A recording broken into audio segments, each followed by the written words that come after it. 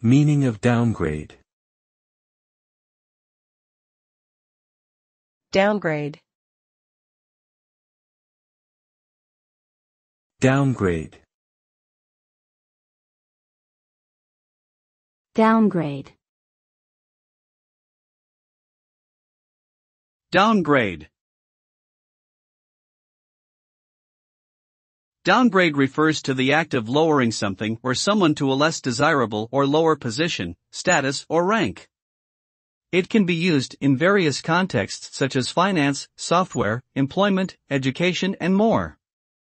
For instance, downgrading computer software means installing an older version with fewer features, while a job downgrade means a demotion to a lower position with less pay and responsibilities.